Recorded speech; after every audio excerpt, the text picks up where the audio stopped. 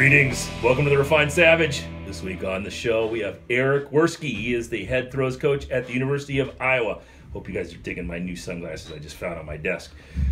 Check it out this week. Really good interview. We shot this back around the first of the year and are finally getting it up on the site. So go check it out and check out Iowa Throws on Instagram. At the University of Iowa with Coach Eric Werskey. How you doing? Doing great. Thanks for having me on today. You just gave us a tour of the whole facility. This is beautiful. The indoor facilities here are fantastic. We're actually in a little office overlooking the whole thing, and you were saying it was actually from Portland, Oregon. Yeah. So this track was used for the World Indoor Championships back in March 2016. Shortly after that, the University of Iowa put up a lot of money to buy it from the Games Commission out in Portland, and by December of 2016, it was fully installed here. And so we take a lot of pride in our facilities, especially this indoor facility. It's kind of our track and field centerpiece, so to speak. And it's been a work in progress, but we have very high level meets, especially in the month of January, and we just take a lot of pride in this, and we've gotten a lot of compliments on it too. But like whenever it was in Portland, it was like the green and I think green and gray, and so we've obviously painted it to be more of our school colors and it's like beautiful. The building's beautiful. We went down and saw the weight room, and just one of the, I'm guessing, million weight rooms on Iowa campus. But I know for sure that's one of like 4, I believe. Right. Legal bars on the platform and everything. It was very nice.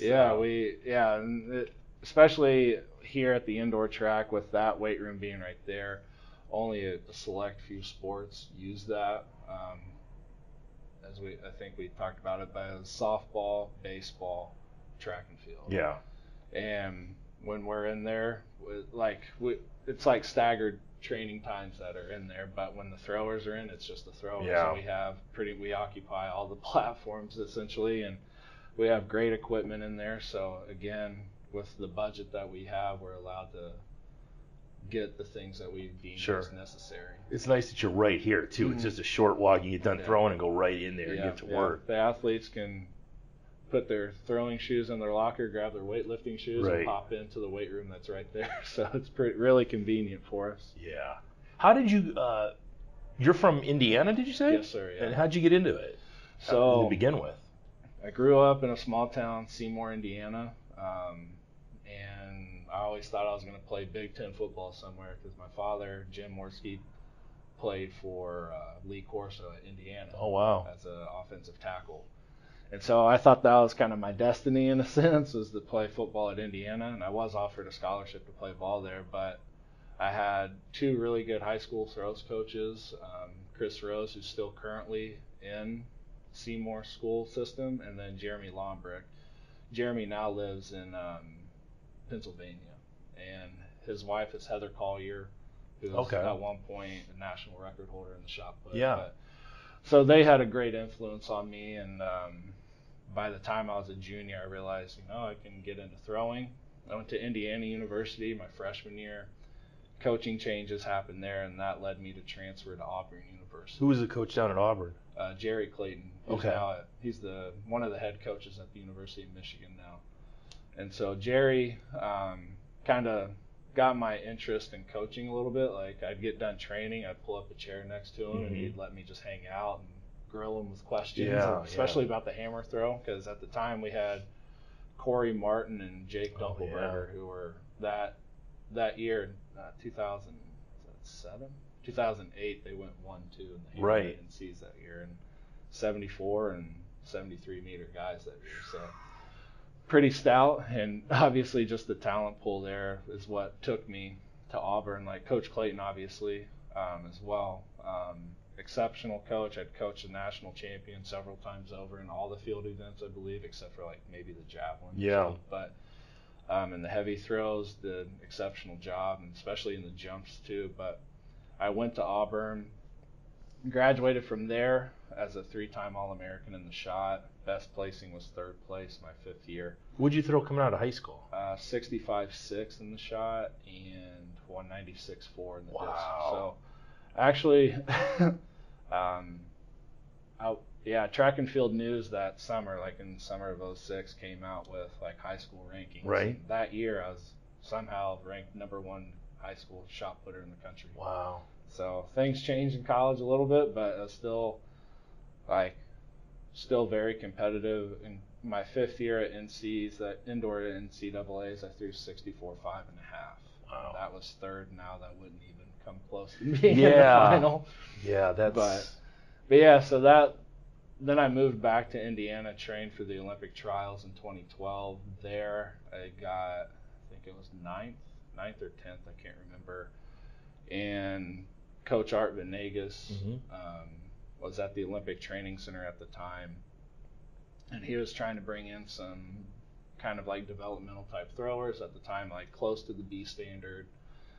And he asked me to move out, and like we had gone out to Chula Vista whenever I was in college, and I thought, wow, this is a dream come true. Yeah. So I moved out to Chula Vista and out there, trained out there for 3 years, and within that training group, led by Art, was Joe Kovacs, Tia Brooks, Whitney Ashley, and so just an all-star stud cast. lineup. Yeah, and like I ended up throwing 20 meters, which is pretty solid distance. That's huge. People don't understand that. That 20 meters, especially, I mean, recently 20 meters is like, oh yeah, 20 meters. But I mean, for up until after Adam Nelson retired, 20 meters was it. I mean, you were hitting 20 meters, you were psyched. You were making finals of the Olympics, you know. Yeah, and then I think once I started throwing the 20-meter mark in the U.S., there were like 15 guys that had gone. But anywhere else in the world, 20 meters was pretty solid. Pretty solid.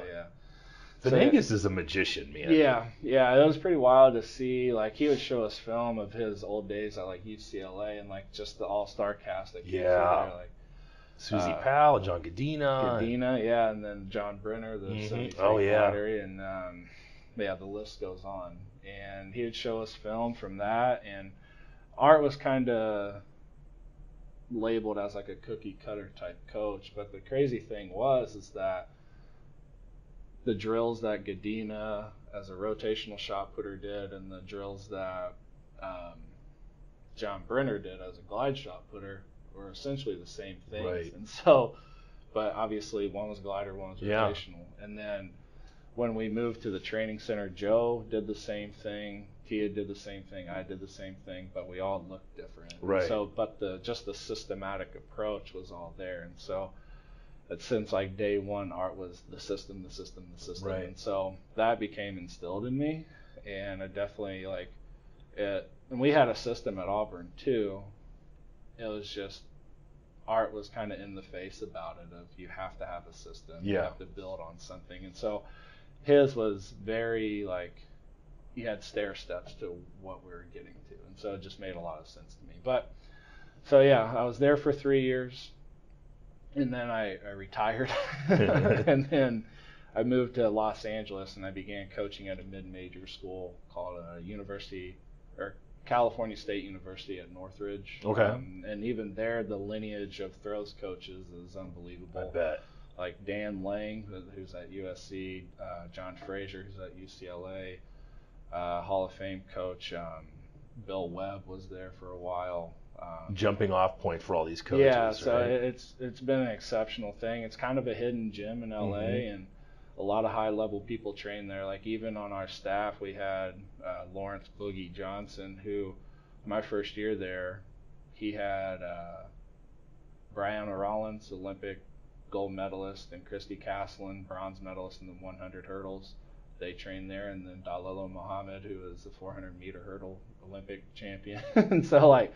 And then Joe moved to L.A., and then Darrell Hill and Whitney Ashley would all come up. It was like this little hotbed for Olympic talent and like international standard people training there. And so it made a really great atmosphere. That's one of the things I've really been looking at lately. And I've been doing some writing about it. And whether it's Art Venegas' crew or Louis Simmons at Westside Barbell or the Chinese Olympic team or whatever it is, I'm beginning to think in my old age now that it's less about the system and more about the environment. Yeah. And that coach that's going to push you to a new level, and the guys around you who you don't want to lose to, and you get these systems, these environments where everybody is just a savage. Nobody wants to lose. Nobody wants to let that coach down. I see it at Ashland when I go down there a lot. Oh, yeah. Talking to Ashley Muffett, I think she's another one who's building that system there. Yep. She's a very intense person. I think you get these little conglomerations of people, like it was in San Jose, like in the 80s. Where you had Oldfield and Ron McKee and Ben Plucknett and Mac Wilkins. They're all hanging out in the same place, and they see each other every day, and they don't want to lose. You know? Yeah. No, I'm a big believer in that, and like as a university Division I coach, I think the culture makes or breaks your program. Yeah. And like even to the extent of I will turn away U.S. #1 ranked kids if I don't think that they'll be meshed well with the group that I already have, because it takes one weak change to just break the rest of it, right? And so I'm very particular on that. And like I'm recently reading the All Blacks rugby New Zealand team. Right. It's called Legacy, and like it's literally the basis of that whole dynasty that they have going on. And so I'm a big believer in that, and I think if you're able to do that and have a culture, the success breeds itself. And it's got to be more difficult for a coach like yourself, and this sounds weird, at a Division I university, because sometimes at this level you're competing for the best of the best, right? Yeah. And you're offering them for your scholarships, right? Whereas maybe a Division II school can say, we're going to see how you do and how you fit in, and then in year 2 we're going to give you that scholarship. But you're competing for these kids right off the bat, so you really got to get to know them fast, I would assume. Yeah. So like now the NCAA rules have allowed us coaches to kind of start making those recruiting calls when they're juniors, and now they're even starting to push for sophomores. And so getting in early, I think definitely is having that foot in the door, and then doing the visits over the summer and stuff like that. Probably checking their social media. Exactly. Yeah, that's big, actually. I mean, for me, like I follow them, and if I see some red flags, like, sorry, good luck with everything, but this kind of could be a liability, But, But yeah, I mean, it's literally the character of the person and just their work ethic, the whole bit is what makes the program. And so, like, if in the fall, like, I had a handful of recruits come through, and I'd be like, you guys might come in, and it's a pretty relaxed atmosphere, but it's very detailed in what we're trying to accomplish that day. Each athlete knows what we're working on that day, but, like, they're still having fun. As soon as the fun factor's out, and it's not a competition, like during like the meet type scenario, it becomes monotonous. It becomes like not fun. And so we try to create an environment where it's fun. Everybody's carrying on. There are times I have to kind of like buckle down, like, hey, let's get our shit together a little bit more. But that all the athletes understand we're here to work, and like I'll bring some kids in, and I tell my athletes, is like, hey, this is what I think right now, but I need your guys' input too. That's great. When you're by yourselves, like at the apartment hanging out or whatever, going bowling, whatever it might be. Is he talking shit? Right. It's like closet racist. What is going on? Racist, or are they just an asshole? Like, whatever. And like they give me feedback, and like, and there's some like, coach, this person is legit, or this person's like. For one instance, I had a kid that came in on campus, and he added on social media everyone but the people of color. And so I was just like, that's a red flag. Because I have a very diverse group on my team. Right. Definitely can't be having stuff like that. And because if I do bring him in, then I trust on me is kind of lost. Sure. And there's a divide. Now you've brought this dickhead in who's causing problems. I know the best kid I ever trained as a high school thrower, and I have very close ties at Ashland, and I wasn't promoting this kid to Ashland, and Judd sent me an email. He said, hey, what's going on with this kid? I said, you don't want him. He's not going to be your kind of person. He's like, really? And I'm like, this isn't the kid for you. And he didn't end up going there, and that was the whole reason. The kid was a fantastic athlete, but attitude-wise, it wouldn't have been a good fit there. And that's the thing too, is like you were saying, at a Division I school, major D1 school within the Big Ten. I mean, we're trying to win titles and be competitive at the national level. So sometimes the blinders do get put on, and you kind of don't see everything because, like, oh, that kid or that person's going to help our team immensely. But then outside the track, you don't realize that they could become a liability. And so it's tough because you always want to give the person, especially a young person, the benefit of the doubt. Like, I'm like, once you get them here, maybe they change. But then it's just like, but how much of a risk do you want to take? Yeah, so, you'd be stuck with this kid for 4 years. Right, know? So it's tough. But, I mean... and you get I'm guessing you get a lot of latitude from the head coach to look at these kids? Yeah. So, I mean, that's the great thing about Iowa is that there's a rich history here within the throws, and we kind of pride ourselves on speed and power here, and so we have a strong 400-meter group. We have a strong 4x4 relay, sprinkled with some distance here and there, but our jumps and throws are, like on the women's side last year, our team finished third in the Big Ten, which was the highest it had ever been. But then at the national level, we were a top 15 team with 2 athletes because we had Longy Tasaga, who finished fourth in the disc and fourth in the shot. And then our female jumper, Jahisha Thomas, who got third in the, I think it was a triple jump, and then fourth in the long. So exceptional talent. And probably those 2 girls as well were the faces of our women's team, like at least from a personality standpoint. And so they all vibed really well, and it took them to new heights. And I think that's kind of the new staple for our program, is that we have to have things in line in order for us to get to those points, to kind of change the culture and the attitude of Iowa track and field. That's really interesting. Longy is her name? Longy, And you see, she's Samoan, and you have another Samoan girl as well. Were they from the island, or are they mainland but of Samoan ancestry? So Longy, that's a great question. I'm just wondering how the hell they got to Iowa. So I want to say Longy may have been born in Samoa, but if not, her mother for sure was. Okay. And then the mother was military. Like, both of her parents were military, but they moved to Hawaii until she was like around 10 years old, and they moved to the San Diego area. Okay. And so Longy was recruited to Iowa from a high school in San Diego. And then Reno Tu'ufuli, he's half Samoan as well, but he's from Las Vegas. Okay. Reno from Vegas. Jeez. They were recruited by the previous coach, and then they made their way in the Iowa City Midwest. Yeah, right. I mean, and nothing against Iowa, especially for the months of spring and summer, but I mean, we're sitting here now and there's snow covering the ground, and these winters are brutal, especially if you come from Samoa, I would imagine. So I mean, especially from hot weather places. I mean, even for myself, I lived in Southern California for 5 years, and I moved here, and last winter was pretty rough.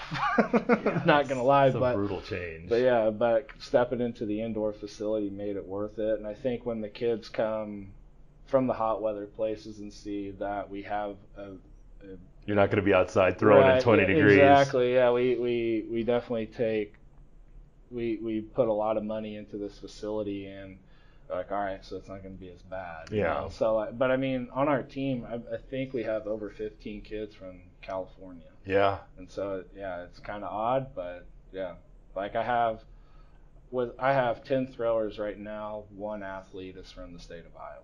Really? Yeah, I have Longy from San Diego, Nia Britt from Los Angeles, Reno from Vegas.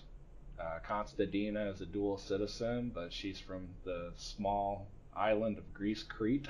Okay. And then but has family in Connecticut. Another girl from Connecticut, Amanda Howe. But So why do you think that is? I mean, I would guess if I'm a young thrower from the state of Iowa anywhere, this would be. I mean, there is no for those of you who don't understand Iowa, there's no pro sports teams here. Iowa, the University of Iowa is it. Mm-hmm. My father-in-law is an absolute fucking maniac when it comes to anything Iowa sports related. Yeah. So this is the pro sports franchise. Yeah. Why do you think it is that you only have one thrower from Iowa? I mean, could just be a population standpoint thing, but there isn't a shortage of throwers. Mm-hmm. Especially on the male side, all the really good throwers either go to Iowa State or University of Iowa to play football, and they're all offensive linemen. That's true, yeah. With the exception of Dawson, my true freshman that's on the team now, he's from Hudson, Iowa, but there were a few other 60-footers that threw last year, but they signed mid-major or... And looking at Dawson, he's not a 6'5". No. He was probably an awesome offensive lineman in high school, but what was he, 6'1", 6'2" maybe? About 6'2", yeah. But big, broad dude. Yeah. So, and then, like, for instance, like, Tristan Wirfs, who's the starting offensive guard, was a 67-foot shot putter out of high school. And now, in the next year and a half, he'll probably be drafted on draft day. And good luck getting Iowa football to share these athletes with you, or them even wanting to. Right, and, like, on the football team, though, like, the Tristan Wirfs, who's, like, 6'5", 6'6", over 300 pounds, he was a 67-foot glider out of Iowa. Had interest in potentially doing both, but obviously when you start as a freshman in the Big Ten, your eyes are set on other prizes. And then the defensive end, A.J. Epinesa, as a junior in high school, threw over 205 feet in the discus. Yeah. And just a freak. He's Samoan as well, from like Southern Illinois area. But like whenever I interviewed here, I was told, potentially you're gonna have these two studs, and I was like, I'm not gonna hold my breath, right. Because whenever I was at Auburn, Coach Clayton's son, Zach Clayton, played football. He is a defensive lineman, and out of high school, he threw 203 in the discus. Big non-reverse, just explosive kid. But like, it was like pulling teeth for the strength coaches to let him come out and throw. It wasn't the football coaches. Right. All they asked is like, "Are you good?" He's like, "Actually, yeah." It's like, I would score in the SEC, and they're like, "Okay, just get it cleared with the strength coach." Right. And that was the What was the problem with the strength coaching?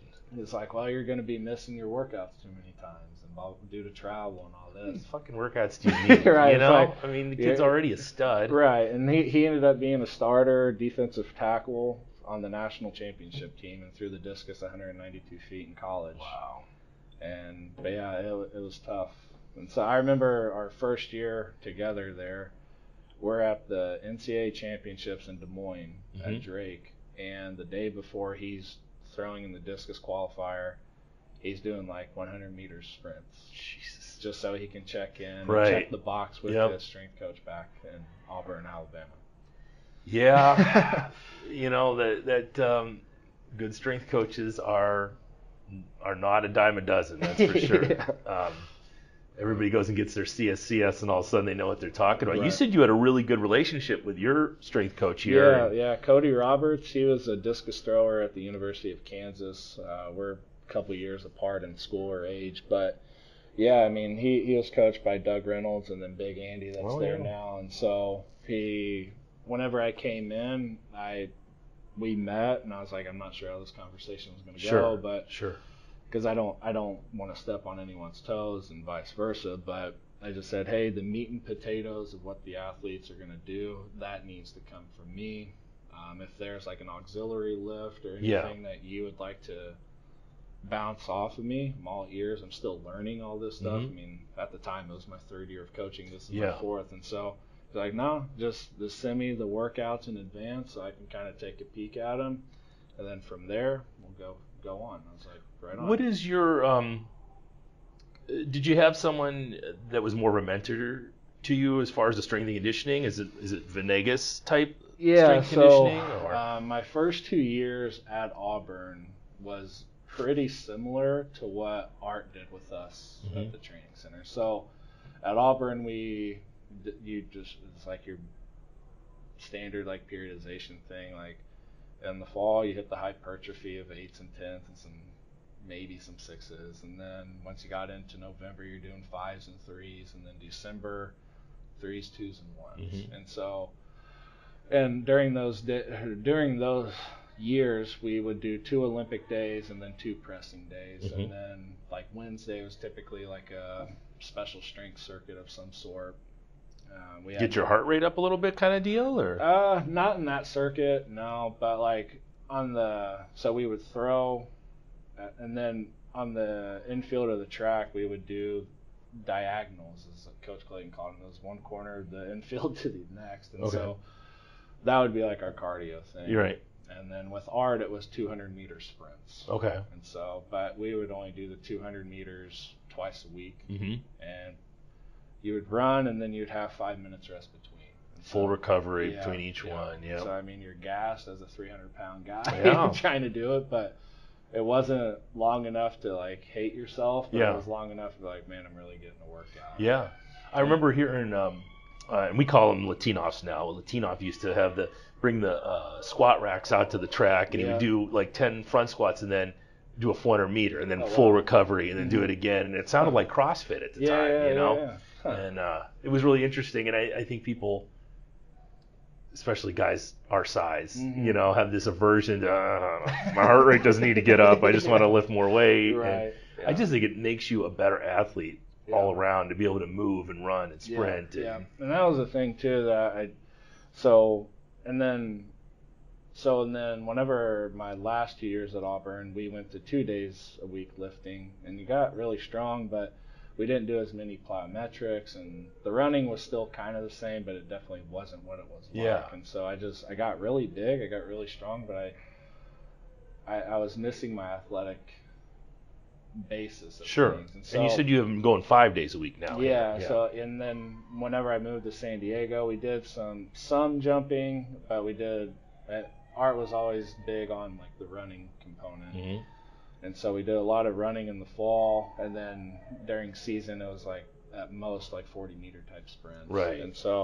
And that lined up with what I did at Auburn too, my first few years. And so now as a coach, like I do a lot of jumping. I think doing the plyometric bit in doses is really good, and then the most that my athletes have run is maybe like 100-meter stride, and we'll do like 10 of those in the fall twice a week, and then maybe some hill work. Like right outside the indoor facility here, there's a slight ramp, and they'll do like 10 of those, and it's maybe 40 meters long. Yeah, but still for big guys, especially, that's a lot of work. That's plenty for them. Yeah, so I mean, it's short and sweet, but it gets their heart rate up, and I think the conditioning component, it helps, especially if you have a long season like going into USA's this year.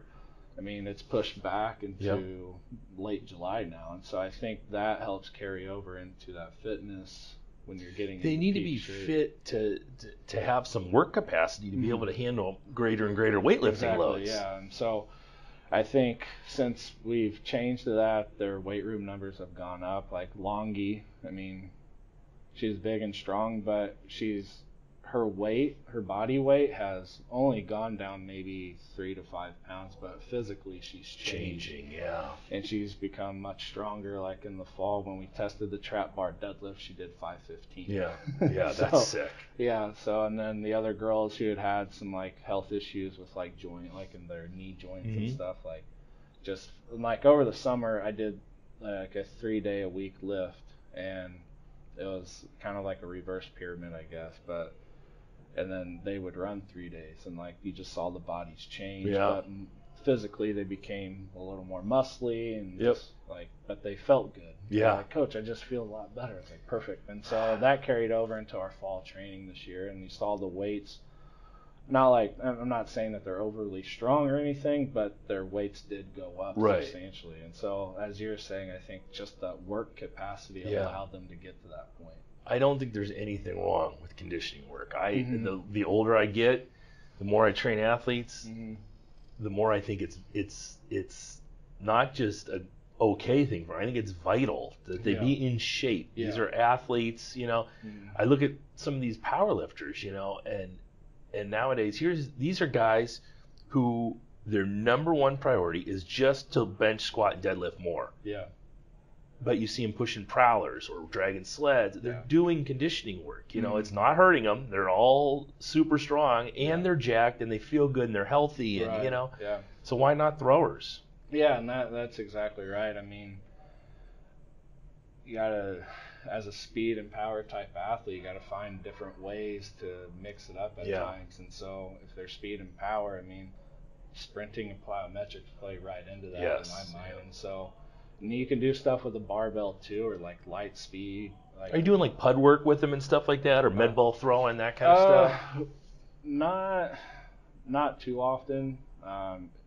If they had that type of training in their like past, then yeah, like Constantina, she was pretty well trained coming out of high school, and like just as a European, they did a lot of like underhand and overhead type throws, and so I'll allow her to do stuff like that. But I remember like when we started doing some like single like 3-legged hops or something, she was like all about, Coach, can I measure it? And so like it was just another metric that they can latch onto, and so maybe the throwing didn't go the best that day, but they killed it on the runway doing their jumps or something. So it still gives them a positive outlet. That's a good way of looking at it. Yeah, and there's a million different ways to train these athletes, which is very cool. And getting to do this podcast and talking to people like yourself, and you get to see so many different, and this goes back to my whole thing with environment. You see so many different avenues to get athletes to be a 200-foot discus thrower. Yeah. And they all work. You know, none of this stuff is, there is no set in stone dogma to me anymore where you have to do it this way in order to get an athlete to do this, you know. And that's the thing too, is that the way, and I completely agree, because every athlete has their power derived from a different place, whether their dynamic upper body or dynamic lower body, whatever it might be. Is that I try to look at it as a movement as a whole versus like compartmentalized things. And then just like, all right, here's your stamp, you got to fit into that. Like last year on the women's side, Nia was her first year rotating in the shot, and her and Longy, they did all the same drills, but Nia's technique was different than Longy's, and like they did all the same drills, and we had a lot of the similar cues, but when it came to getting in their rhythm and learning how to smack the ball, that was their own style. Yeah, that makes sense. And then I just like adjusted their technical type model to fit their whippiness, so to speak. And so Longy's more of a static starter on the back of the ring, whereas Nia kind of staggers her feet like Tom Walsh does, just because she's very flexible through her like pelvic gait and like her midsection, and so just adding a little extra rotation. I've watched videos of her throw, and that's, I mean, there's no way I could get her on my left leg like that. You know? It takes a lot of patience, and she has that. So it just kind of feeds into her mentality a little bit, but she went from being, the year before, she was a 49-foot glider, and then whenever we started working together at Big Ten, she threw 54.1. She's not a giant girl either, no, right? She's maybe 5'8", at most 5'9", right at 200 pounds. Not overly strong. Has had some knee issues, like from high school basketball playing days, and so we have to be pretty cautious in how we take her, like especially in the plyometric scene. Like she doesn't do everything, but we find ways to alter it that fits her and like individualize it a little bit. And, but so I mean, again, I don't like. I think the term individualization it gets put around too loosely, because there's some. I remember at one point for me, I was like, does that mean I have to create different workouts for every type of kid? And it's like, yes and no. Like they still all do the same stuff in the weight room. I think there's like basic principles that they need to learn how to do, and same with technique. But when it comes to competing, however you smack the shit out of the ball or the disc is how you smack the shit out of the ball. What you have to think to make that happen, right? So, and then when it comes to like technical cues, that's when it becomes a little more individualized and specific to that athlete. Like at one point last year, I mean, this is even more so over the top. Like Longy was like, Coach, I feel too fast out of the back. I was like, we'll be at Longy speed to get over your left, because she was more of a set it up, then she would go. And so if she tried to add just a little bit more, it threw off her rhythm completely. And so it's like, just be at longy speed out of the back and then just nail it at the front like you know how. So yeah, because if you talk to different throwers, there's always some different reason they think they throw far, and they're all right. Yeah, you know, and it's all makes different. Sense to them. Yeah. So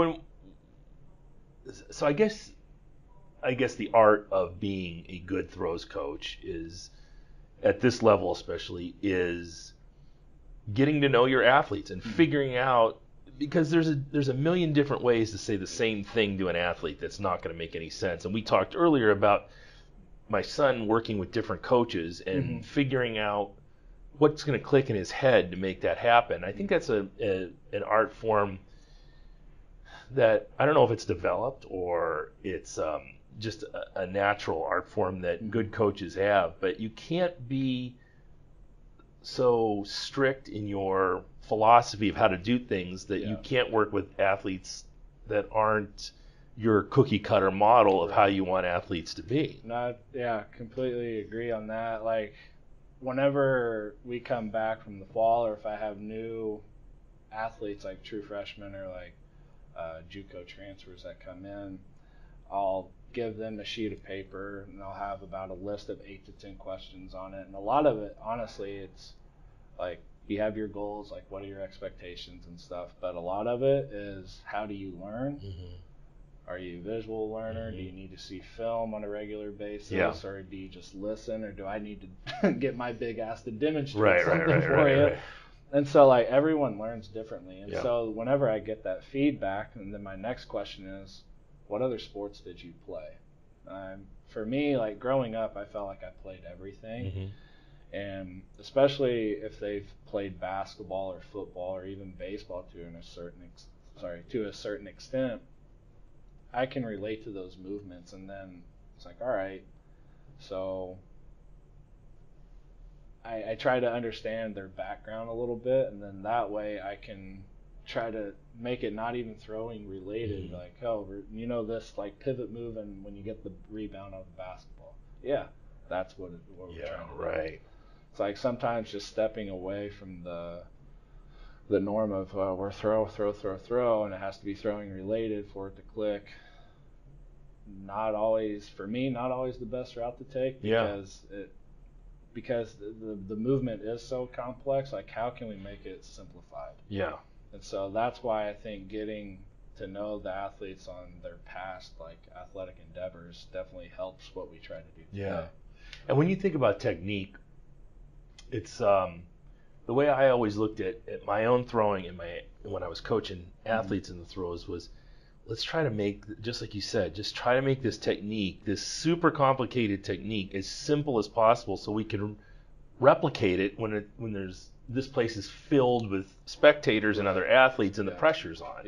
Otherwise, it could look great in practice every time, and you're going to fall apart, with some high-level crazy technique. It's exactly right. And so, and that was the thing too that I learned from Mart. Like, you'd see some different techniques and all this, and he'd be like, in high pressure situations, that's not going to last because they're going to be pressed and do this and do that. And I was like, I never even thought about it that way. And so recently we were talking about film on certain things, and he was all gung-ho about it. And I was like, but coach, what about at the Olympic stage when you're trying to qualify? You think that's going to hold up? He's like, well, that's what all the reps are for. I was like, but that goes against everything that you taught us at the training center. And so, and like, Art was a very simplistic type creature when it came to this stuff. It was literally get out of the back and set up your stand throw and just nail the shit out of it at the front. And so, and for him to kind of almost deviate from that, it was unique to hear, so to speak. And but I mean, I remember listening to Tom Walsh's coach.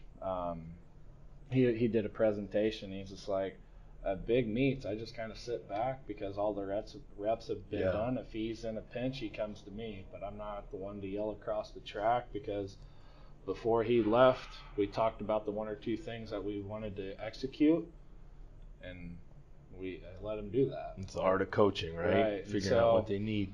And it's tough as a track and field coach, especially a field event coach. You kind of get the shaft on coaching boxes and stuff like that. And so you got to be creative in the sense of, like, whenever Longy and Reno were throwing the shot at NCs, like there's not a good access point to them. So we had like our little pre-meet meeting, and I told them, like, I think this is what you need to do to execute to be successful on this day. Do that, and then we'll talk. Yeah. Because like I'm on way outside of the track. Right. Like, watching it on the friggin' jumbotron. Exactly. Jesus. So yeah, it's a tough situation at times. So when it's when it's simplistic to that extent, like I think that keeps the athlete calm too. Yeah. I remember talking to John Smith about when he had Dan Taylor throwing, and he just said, "Look, I'm going to get this kid as strong and in good a shape as possible, and teach him this technique that will not break down." Yeah. And he had a very Dan Taylor had a very simplistic. Everything came out of that wheel, that wheel drill, and John said if he could get him throwing 90% of his full throw out of that wheel drill, then just getting him into that position is all we needed to do. And it would stand up. And I remember when he was learning to spin as a freshman, there was like a lot of non-reverse throws from this kid who was like 6'7" or whatever he was. Yeah. It was pretty interesting. Speaking of Ohio State and the Big Ten, it's amazing to me that you guys are, as throws coaches, are transforming the Big Ten from this also-ran conference to what it is now. We have you here at Iowa. We've got Ashley at Ohio State. You've got Lucas at Penn State. Yeah. And it just seems to be feeding off that. And now you're getting these coaches in here. And now we're getting 2 and 3 200-foot discus throwers on a team where in the United States recently, 200-foot discus throwers are not they're not easy to come by. It's a big deal. Yeah, it's pretty crazy to think of the talent pool of coaches that are in the Big Ten right now. I mean, obviously the people you mentioned, and then Corey Martin, he's at Indiana. We were teammates at Auburn, and then Pete Miller at Minnesota. He'll start coaching the men this year, but has done an exceptional job on the women's side in years past. And the list goes on. And Lonnie Pugh at Michigan State, who is an exceptional thrower himself at State. But so the list just keeps growing. I mean, like I knew I had my work cut out for me coming into the Big Ten. Like I remember when it was announced, Corey Martin sent me a text, "Welcome to the Big Ten, fucker." So I said, all right, set the tone early. Right. So, but I mean, it's all in good fun and everything, but we were all really highly competitive trained athletes too, and I think that might have something to do with it. But again, I knew I had my work cut out for me last year. It was my first Big Tens as a coach, and Longy threw our school record in the weight throw through 20 meters 03, and that was 8th place. Like in the Big 12 SEC, that was top 5. And then to make the women's shot final was 52 feet even. Like unbelievably competitive. And that's fairly new. I mean, for years, and I don't have a lot of experience in the Big Ten outside of Ohio State, but for years Ohio State was, to say they were pretty woeful was an understatement. Throws, they ran John Smith out of town, and I know they had Jackie Jesling-Olm, who was basically she was a volunteer coach out there. So I mean, it was like they weren't even paying attention. But they cycled through, especially for a state that just breeds throwers. Yeah. On the high school but now I think this is part of the environment that's going to push everybody to new levels. So you have your environment, your team, and now we're moving it out to the whole Big Ten, and nobody wants to be the short end of the stick anymore. It's going to drive everything. I mean, again, like on the men's side in the discus, I think there were for sure 4, if not 5 guys that threw over 60 meters at the Big Ten championships last year. And so that was unheard of. Yeah. And then Reno was 7th in the men's shot with 61-10. Like, it's just... And there were 2 or 3 guys over 20 meters that day. And like we talked about earlier, 20 meters used to be, not that you were going to make an Olympic team at 20 meters, but that was the standard. You were a good shot putter. Yeah, exactly. If you made 20 meters. And there were times where Gadina and Adam Nelson were hitting 20 meters and winning meets, you know. Yeah, they'd walk away with some change. Sure. But now if you're not throwing 22 plus. Like it's a bad day. Those I remember, guys are fucking barbarians at the Yeah, top, man. it's All unreal. throwing 71, 72 feet. Jesus Yeah. Christ. Yeah, like I remember Joe came back from a Diamond League and from Doha, and he had only thrown 20 meters 80. And whenever we were warming up, we used to do these 3-step throws. And Tia Brooks and Joe, they would always talk shit and like bet like either Jersey Mike subs or something. Right. It's like, all right, whoever wins today, you got to go get me a Chick-fil-A milkshake, Right. whatever it was. And Art's there, and he's just sitting there with his arm crossed. He goes, "Motherfucker, you can't even buy potato chips with that with that performance you had in Doha." And Joe just goes, dropped his head and said, "Yeah, he's right." And so like, but yeah, 20 meters 80, like. That's a hell of a throw. It's crazy, yeah. Pushing 21 meters, like, yeah. But now it's. What do you think it is? What do you think it is that took, like I said, since Adam and Reese have retired, there was definitely a standard between Adam and Reese and Gadina. I can't remember the other guy, the big giant guy who didn't use his legs when he threw. Cantwell, right. There was definitely a standard there, and now all of a sudden that standard is through the roof in the men's shot. Yeah, I don't know exactly. Like, I think about this often, and I don't know if it's people training smarter or better coaching just with the amount of information that's made available now. But I mean, that's the best mystery type question, just because I don't think the athlete itself has changed physically. People have been freakishly strong. Sure. And I don't. And I've seen their Instagram. They're strong, but there was guys I competed in the Highland Games that were stronger, were throwing 72 feet in the shot. Exactly. So I mean.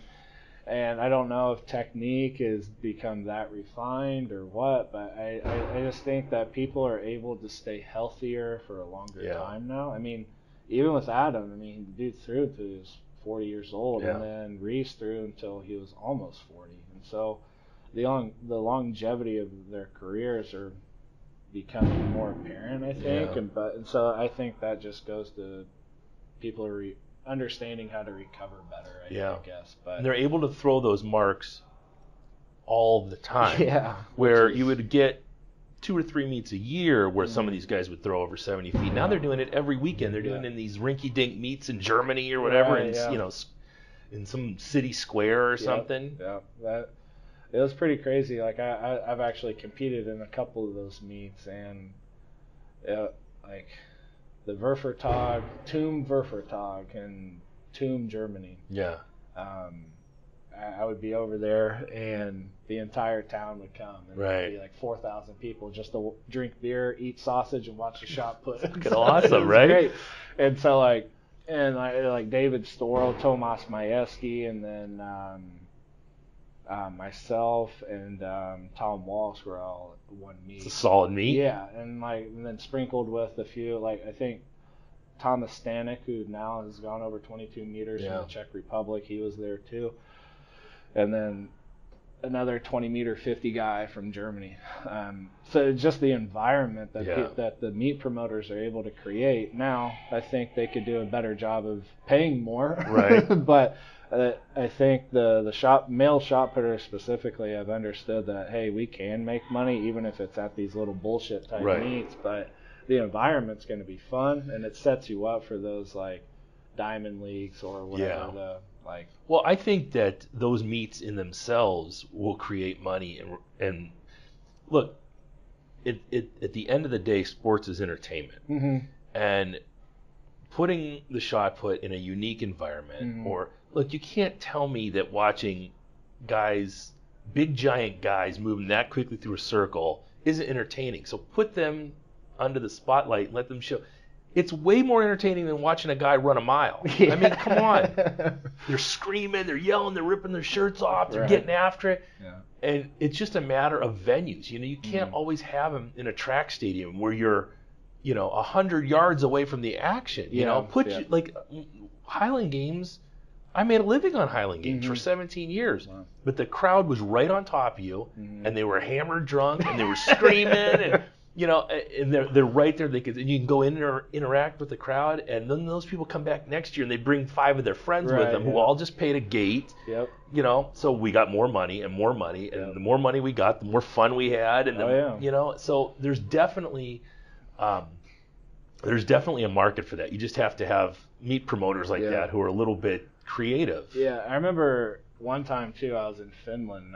They did like a street competition at the downtown square, and it looked like they had just set bleachers up. Sure. And they had like a couple trucks out. Yeah. A guy with the bullhorn, but it didn't seem like anything was very well organized. But people saw them, they were intrigued by it. There was a McDonald's across the street. They went and grabbed their Coke and a Big Mac and came over, crushed some food, and watched guys throw the shot. And it was, by the end of it, there were probably about 500 people out. Right. It was just a great atmosphere too. In Kansas, they used to do the street shot for the Kansas relays. Right. People, literally, they did it perfectly because they set the shot put up on the main drag where the bars were. And so people, perfect. Perfect. It's a sporting event. It's a entertainment event, and so people see that, they get drawn to it. Yeah. I think the more that we're able to do that, I think it definitely promotes the throws and just the big people too. So I think it helps grow the sport, and I think there's definitely, it can continue to grow, I think, if we do things like that. Yeah, just gotta be creative, you know, and man, here in Iowa City, it'd be perfect to do something down there. You know, I know they close the streets down for the football games. Right. It's not unheard of.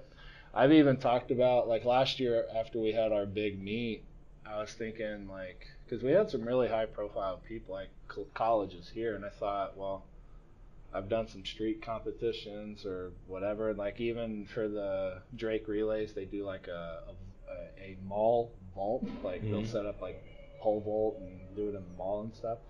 It's what if we did a shot at the mall? Yeah. And so I at least talked to administration about it, and they were supposed to get back to me, and it kind of just came to a standstill. But keep pushing them on that. It'd be really cool. Going. So we have everything that we need. It's just the space and the venue. And so it's been talked about. So hopefully within the next year or two there'll be a mall shot put competition. It'd be something else, man. It'd be something else. Right? You can get people come in for it. You know, that'd be cool. It's a little bit different than having to compete at just another track stadium, right? You know, where no one's watching you.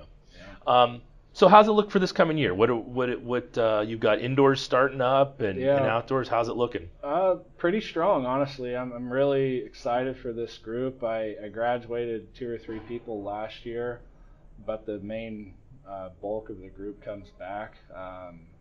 Reno's my only senior this year, and so kind of a younger group, but definitely battle tested. Yeah. And so on the women's side, Longy returns as the number 2 female discus thrower in the country on the NCAA side, and then she's also, I think, the 3rd or 4th returner in the women's shot. That's awesome. And so fantastic. That's definitely the leader there on that side. And then Nia Britt was 4th at the Big Tens last year in the women's shot, and she's been having a hell of a fall, so I'm very excited to get her into a competitive rhythm and see what really takes shape there. And then Erica Hammond, she should kind of come out of the shadows a little bit. She PR'd at Big Tens last year, just under 50 feet, but she had a big foul, 53, just caught the heel on the toe board. But so on the women's shot group, I'm going to have a very strong team, and then have some really solid weight throwers too. But on the outdoor scene on the women's side, Constantino will be a big factor. She's thrown over a meter of her PR in fall training, and last year she threw 52.60 in the discus, so right at 171 feet. So with her and Longy and the disc, I think we have a I don't know. I'm very excited on solid. The it's side, super solid. There's a lot of potential. Yeah, and then for Longy, I think that she can really step in to be one of the up and coming new faces in women's U.S. discus throwing too. Last year she came away with a bronze medal at U.S. championships, and so not quite at the standard level yet, just under. She threw 60 meters, 65 at USA's last year and got 3rd. So still got to get to that 61 meter mark, but we've spoken about potentially being in Doha next October, so that's on the goal sheet. But then on the men's side, Reno comes back as a top 3 guy as well in the discus, and he's been training exceptionally well. We've altered his technique a little bit to, again, because he's very flexible through his pelvic girdle and hips and upper body.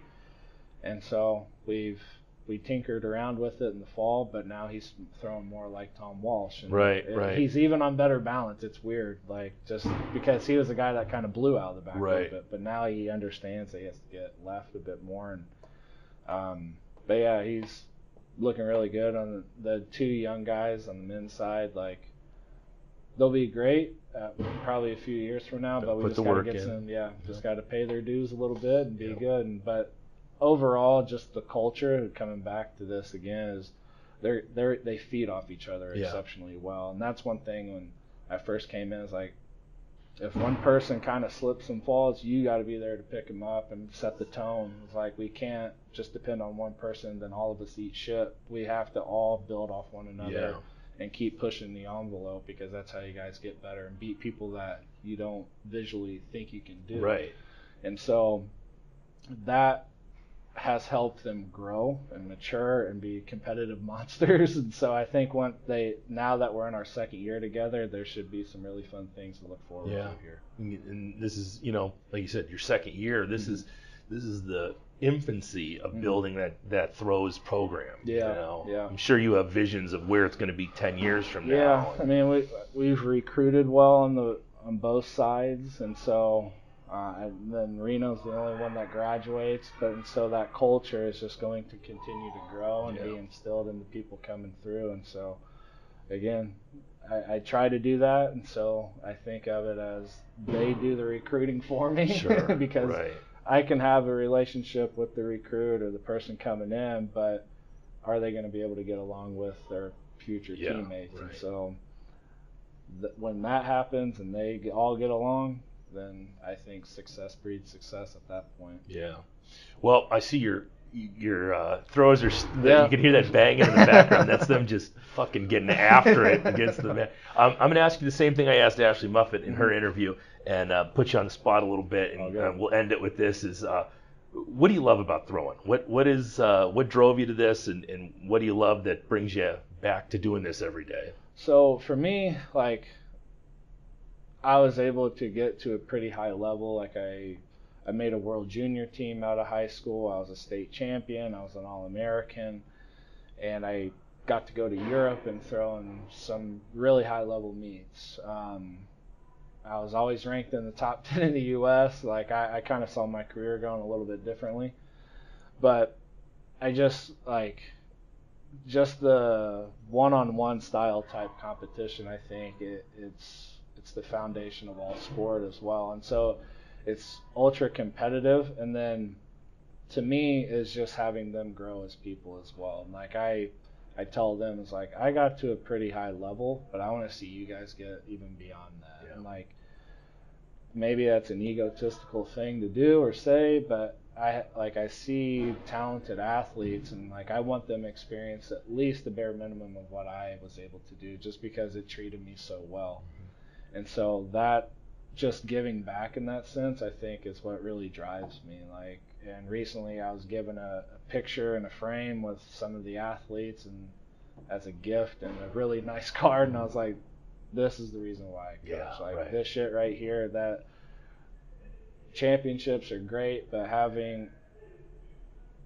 being able to be a mentor and push people to things that they didn't think were possible it's worth it in that sense. And so whenever I do that, like, I feel like I've won at that point. I love it. Yeah, I mean, I enjoy it. And like, I had sent Art like the picture, and his thing was, dude, this is why we coach. Yeah. It's like, and like, it's kind of paying it forward too, with Jerry Clayton and Art, and even my high school coaches, like, they spend a lot of time with me, and like, sacrifice time with their families and stuff like that. And like, as I get into coaching, it's like, I have a girlfriend, but it's just like, I see all these married coaches, and it's like, and they have children. Like, how the hell do you guys even do this? Yeah. But so there is a real bond and connection with your athletes, and so being able to have kind of like a part in them and their development, becoming adults, makes it worthwhile. Yeah. So yeah. That's fantastic. Well, I'm going to let you go. I want to thank you for having us out here. This went great. I'd love to do it again. Certainly. Good luck this indoors and outdoors. And thank you very much. It's going to be fun watching. I'm psyched. Absolutely. Yeah. No, I appreciate you stopping by. It's always great to have new people stop in. Like you don't think of Iowa being kind of like a hub for throwing or anything, but yeah, I'm glad that you're able to make time and allow me to be on this podcast. Great. I appreciate that. Well, we'll leave it there, and thanks for coming on the show. Absolutely. This has been the Refined Savage. See ya.